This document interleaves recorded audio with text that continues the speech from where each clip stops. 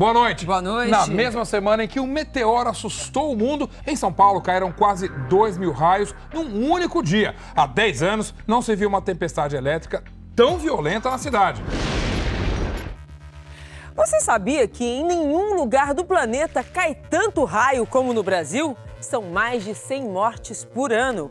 Por isso, o Fantástico pede a sua atenção para a série que estreia agora, feita em parceria com o Instituto Nacional de Pesquisas Espaciais. Um guia repleto de curiosidades, dicas e histórias incríveis de sobrevivência. Vai começar a viagem pelo País dos Raios. A imagem hipnotiza. Tem gente que fica tão fascinada que fabrica raio em casa. Sim, dá pra fazer. Com esse equipamento, chamado bobina de Tesla. Comecei a fazer com 14 anos. Você tá agora velho já. Tô com 18, tô velho. E como é que funciona? Ela acumula energia aos poucos naquela parte metálica superior, até um ponto que a energia escapa, formando uma faísca. O Gregory é meio autodidata. Ele se instruiu, estudou para chegar no ponto onde hoje ele desenvolveu essa estrutura bastante potente, vamos dizer assim. E essa potência toda é contida por aquela gaiola? Ela vai blindar a pessoa que está lá dentro, ela não sofre nenhum choque elétrico, ela fica protegida. Mesmo sabendo que, teoricamente, essa gaiola vai evitar que eu seja eletrocutado, tenho que admitir que ficar aqui dentro é uma sensação eletrizante, né? Pode ligar, taca a ficha que vem o raio. É todo dia que a gente fica bem na reta de uma faísca de mais de 700 mil volts. Ufa! Bom, acho que eu tô inteiro ainda, né? Pior é que isso aqui é só uma simulação que não chega aos pés, não chega nem perto da intensidade, da força, do tamanho dos raios produzidos por uma tempestade de verdade. Na natureza, as descargas elétricas riscam quilômetros de céu até atingir o solo, com uma potência de 100 milhões de volts. Comparando com as tomadas que temos em casa, é uma voltagem praticamente 1 milhão de vezes maior. E a intensidade da corrente de um raio é, em média, de 30 mil amperes. Corrente 1000 vezes maior do que a de um chuveiro elétrico, uma força devastadora. Já dura mais de 9 horas um incêndio numa usina de etanol no interior de Goiás. Um raio atingiu um tanque com 17 milhões de litros de combustível no município de Caçu. 2 homens morreram atingidos por um raio enquanto jogavam futebol em Tangará da Serra. Depois de uma chuva rápida, um raio abriu um buraco na parede do quarto. O susto foi ainda maior porque esse bebezinho dormia no berço quando o raio atingiu a casa. O casal de turistas morreu durante o temporal deste domingo em Bertioga. Foram as primeiras mortes por raios em 2013 no estado. Notícias como estas são tristemente comuns. Os raios matam, em média, 130 pessoas por ano aqui no Brasil. Outras 200 ficam feridas. Você sabe o que aconteceu com você? Eu falei, não sei o que aconteceu. Ele falou, caiu um raio em você.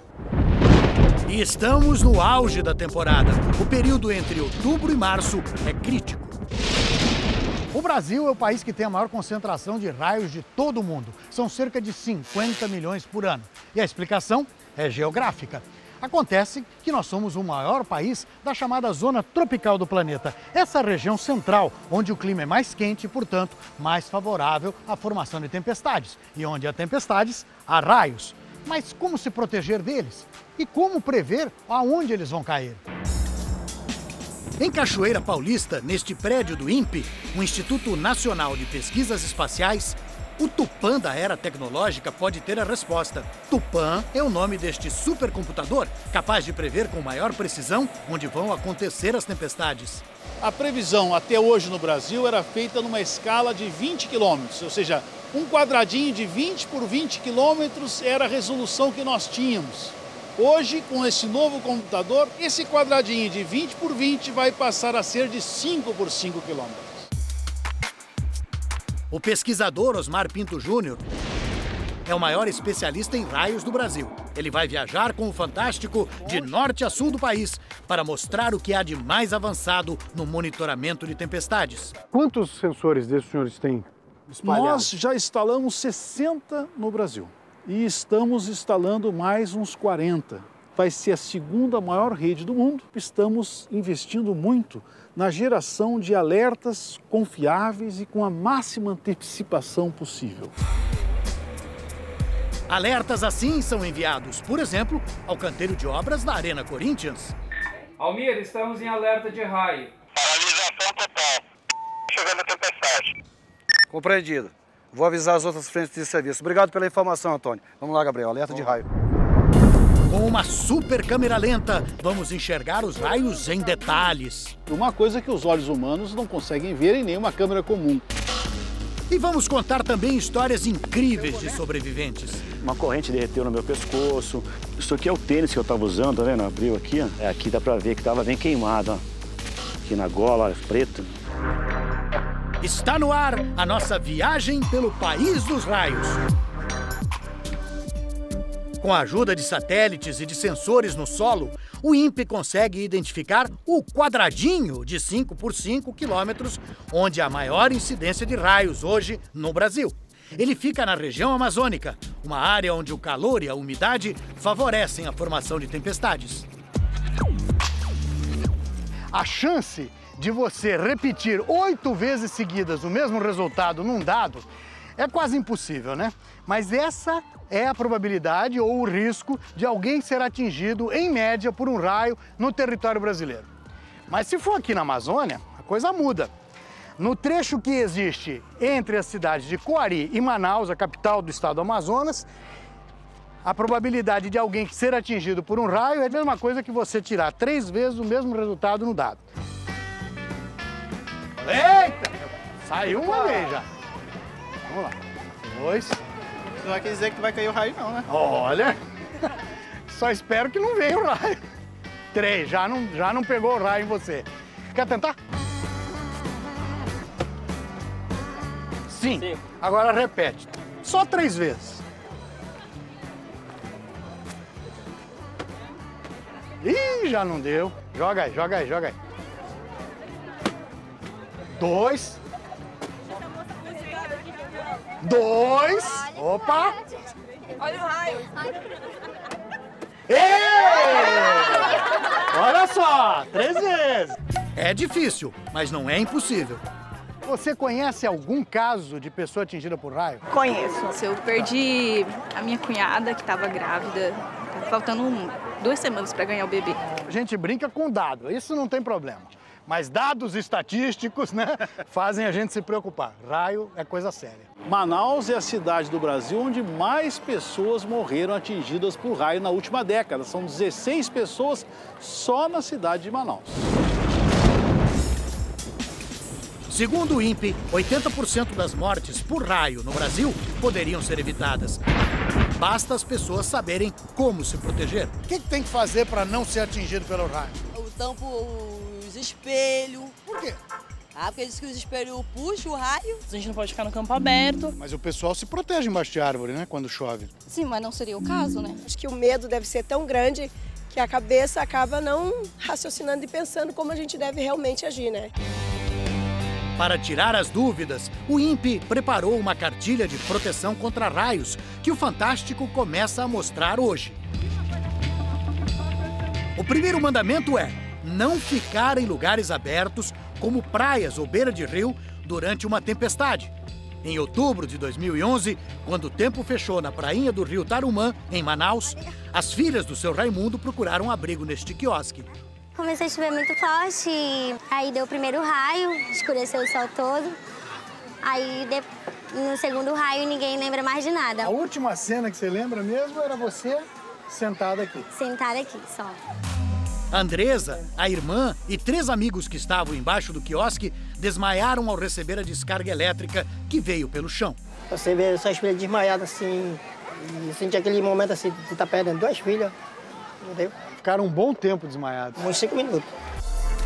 Quando um raio atinge o solo, a corrente elétrica se espalha por até 50 metros em volta do ponto de contato. Isso significa que quem estiver descalço, como Andresa e a irmã, pode ser atingido por essa corrente indireta que vem pelo chão. Na água, o raio se propaga por uma distância ainda maior. Por isso é muito perigoso ficar no mar ou em uma piscina durante uma tempestade. O que você aprendeu com isso? eu aprendi que em temporais a gente não pode ficar debaixo só de uma casinha, a gente tem que se proteger mais. Doutor Osmar, agora, a verdade é que o senso comum indicaria que a gente vai se proteger da chuva, busca um abrigo embaixo do quiosque. Para a chuva, até que protege bem, mas para o raio é uma falsa proteção. Quiosque, guarda-sol, barraca de praia, marquise, ponto de ônibus, nada disso serve. Para ser eficiente, o abrigo tem que ser totalmente fechado. O que deveria ser feito numa situação como essa, uma praia como essa, é ir para os automóveis. A maioria das pessoas vem para cá de carro e o carro é um lugar totalmente seguro. Mas tem de ser dentro do veículo, com as portas e janelas fechadas.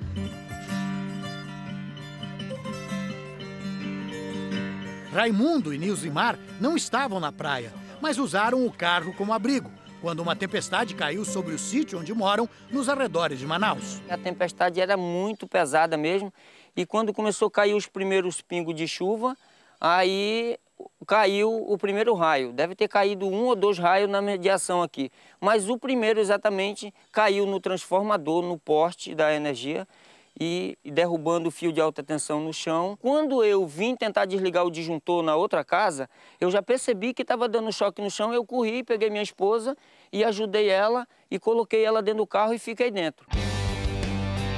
O carro é seguro porque funciona como isolante elétrico.